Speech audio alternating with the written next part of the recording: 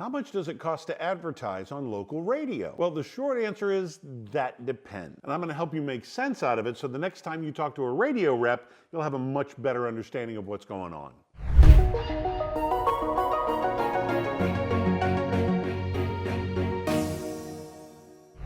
So by the end of this video, you're going to know about the 48 different variables that go into pricing when it comes to radio. Well, there aren't exactly 48, but boy, oh boy, it's going to sure seem like it after a while. It gets really weird and confusing, but keep your head screwed on. It's not as bad as you think. It does kind of make sense, but there's a lot to it. So let's get started. So when we're talking about local radio, the first question becomes, what exactly do you mean by local? Because there's a big difference between, say, New York City and Clarksville, Tennessee. Market size has a lot to do with it. How many people are you going to be reaching on that particular radio station? Think of it as TV. TV advertising is basically the TV networks, ABC, NBC, CBS, CW, whoever it is, they come up with this hit show and everybody starts watching, and so there are millions of eyes on that show from 7:30 to 8, from 8 to 9, whatever the case may be. And advertisers want to get their products and services in front of all of those eyes. So the same thing is true about radio. When you have a hit show, think of every radio station as a different channel, as a different show, as a different segment of the audience. And advertisers are looking for where they can get the most bang for their buck by reaching the most ears in this case, as opposed to eyes when it comes to TV.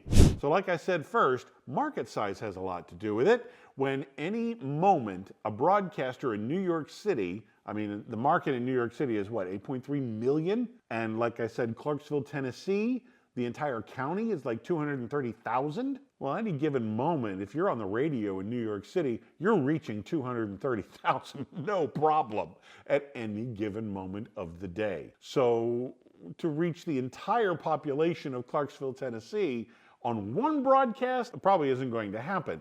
You've got people who like country music. You've got people who like pop and contemporary music. You've got classic rock in the market. You've got country, 2 or 3 country stations. So that's already divided. Not to mention there's a lot of bleed over from the Nashville market that's going to take some ears away from the Clarksville businesses. Bottom line is, market size has a lot to do with pricing. The next step would be, where does that radio station rank in that market? Literally, everybody is number one. Go talk to any radio rep and they'll be able to finagle the numbers in such a way that will make them the number one radio station in the market for whoever you're looking for. Now, the cool thing is you can subdivide this and break it down and actually figure out who you're going to be talking to. One of the biggest pluses when it comes to radio is being able to match your customers with their listeners. And when it comes to radio, they talk in broad generalities, but they're true. The vast majority of classic rock stations, the listener is going to be males ages 45 and older. That's just a fact. The vast majority of listeners are males 45 and older when it comes to classic rock, the great hits of the 70s, 80s, and maybe into a little bit of the 90s. So those are going to be the audiences on the classic rock stations. Now, look around your clientele. If the vast majority of your clientele happens to be men 45 years or older, for whatever it is you're selling, you know what? That classic rock station might be a great place for you to put your ads. So the format is going to have a lot to do with it. And what we mean by format is what type of, and I can't just say what music are they playing, because the format also covers talk radio and sports talk and all that kind of stuff as well. Anything that they could possibly be putting on the air. It used to just refer to the style of music they played, whether it was hip hop or top 40 or classic rock, contemporary Christian, whatever the case may be. That was the true definition of format until they started adding talk radio stations. Then that became segmented as well. You've got political talk and sports talk and all different kinds of talk radio. The format will also determine what it is. More people are going to be listening to the top hits than people will be listening to the talk radio. Talk radio has a very small piece of the pie. Now, don't get me wrong, there are some radio stations that do talk radio and they're number one in the market. But in a very typical situation, that's going to be the smallest sliver of the pie. But those listeners to talk radio, whether it be sports talk or political talk, those people are the most devoted. The folks who are listening to, say, top 40 music, what are the current hits right now? Chances are there are 2, 3, maybe even 4 radio stations playing that same music. Those listeners are very picky, and when they hear a song that isn't exactly their favorite, they're going to bounce to the competition. They've got 3, maybe 4 stations that they like that they will have pre-programmed on their radio and bounce back and forth until they find one of them playing a song that they really, really like. And then, of course, it also boils down to market rating. Who can say that they're number one in the market? Now, the broader the category, the more truthful that number one is. You can be number one among men 45 and older. Chances are that's the classic rock station that only has about 12% of the listening population. How can you be number one with 12%?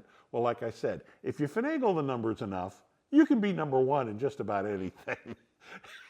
And radio reps are very good at finding out what they're number one at. So if radio advertising seems to be something that you might want to try for your company or your business, be sure to like and subscribe to this channel, because we cover all kinds of stuff when it comes to marketing and advertising your business.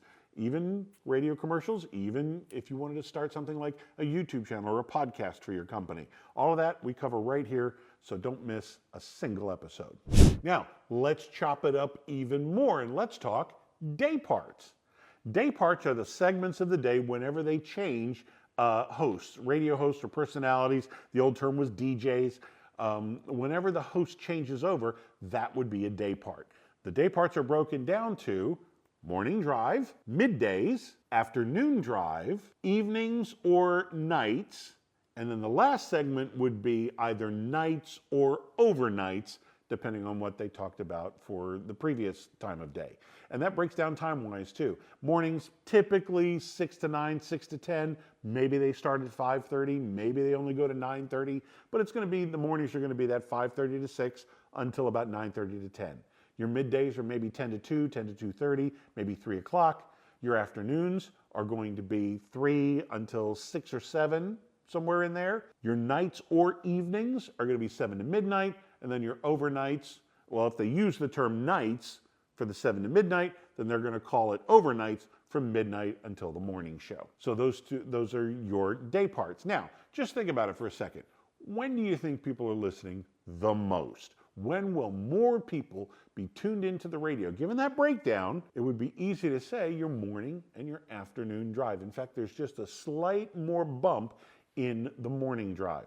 So guess what? If you want to try and place a radio commercial in that morning drive slot, chances are that's going to be the most expensive time period of the day. The morning shows are the ones where they pull out all the stops. You'll probably have the big names in the mornings, and those are the ones that actually do the most entertaining, the craziest, the wackiest, you might even find a lot less music and a lot more talk and entertainment, funny stuff, things like that going on the morning show. Afternoons, yes, you might have a crazy, wacky afternoon show, but chances are they're going to still play more music than the morning show. Middays, people are listening at work, but there are some places where work doesn't have the radio on. A bunch of folks just got out of their car, sat down at their desk, and there's no music. So there's a little bit of a dip during the midday. It comes back during the afternoon drive. And then for evenings, depending on the format, it can really drop off in the evenings, especially when it comes to people who listen to top 40 and the hits. Those are probably the people that are watching the number one shows on TV during prime time. Anywhere between 6:30 and 8, 9, 10 o'clock at night, they're probably watching TV, and that takes a little bit of a hit. Then you've got your overnights from midnight to 6 a.m. Those are probably the second and third shift workers. Those folks are probably listening, but again, second and third shift is also a very small segment of the population. So when you're talking about the number one station in the market that has the number one early morning drive time show, that's probably going to be your most expensive time of the day. So if you want to buy specifically time in the morning show, those commercials are probably going to be the most expensive.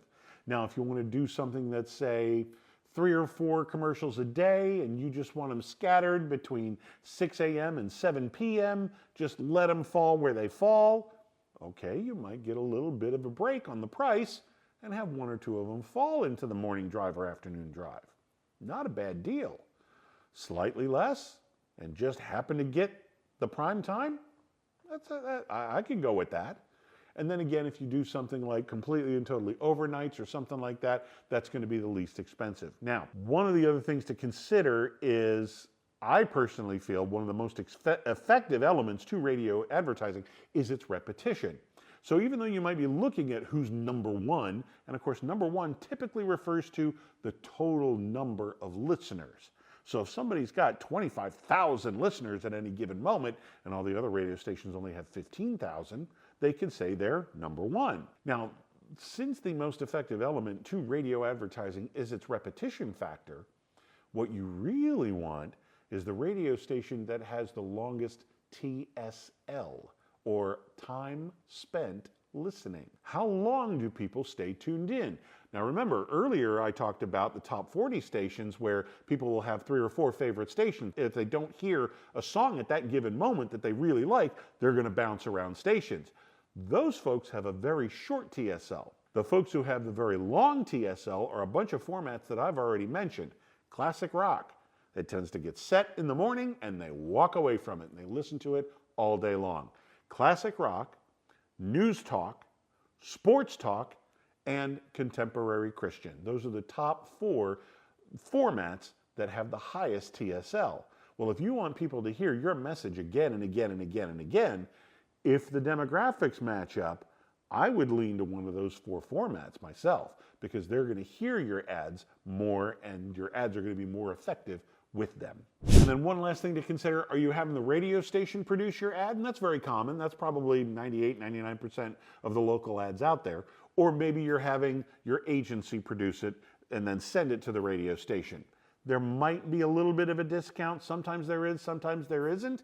And then of course, whatever you saved at the radio station, you're paying at the agency. There are times when the on-air staff may do your commercial as an endorsement. There's going to be a slight premium. I mean, imagine what it was like to have, say, Michael Jordan doing an ad for Sprite or Coke or Nike or whatever it was. That was a big deal. Same thing here on a local scale. You could have the morning show host start to talk about your particular store or business and directly do it, not just by chance and record the ad, but if they do a live ad, there's going to be a premium for that, and of course you will be charged for that with a talent fee going to the radio host. So there's a bunch that goes into the pricing when it comes to radio, and all of that will determine how much it's going to cost. Like I said, New York City, you could pay $250, maybe even $500 easy for one ad to run. And then in Clarksville, Tennessee, you'll probably pay $35 to $75, maybe $95 for one ad to run. And then there are some folks that I know of that are in very remote areas, and they're only charging $8, $10, $12, $15 a commercial. But that's because they only have a few thousand in their broadcast radius. So it all comes into play. Who's listening? When are they listening? How many are listening? What times are they listening? Who's doing the ad? Who's producing the ad? Who's actually delivering the message? All of that comes into the mix. You see how they overlap, but you also see how one props up the other, or where one's weak, the other one's strong, and they do it does kind of make sense when you spend some time with it, but it can be very confusing at the very beginning. I totally get it. Now, if you're thinking about running ads on the radio, I can tell you right now that the vast majority of radio commercials on the air are really bad. And I've got a guide that you can have right now for free. Click in the description down below, there's a link, and get my radio guide, my free radio advertising guide that walks you through the process of making a fantastic commercial that will connect with your listeners, that will connect with the listeners, and totally bury your competition. So be sure to get your copy of the radio guide down below. I'm Nick Natarella with AdWise Creative. Thank you for watching.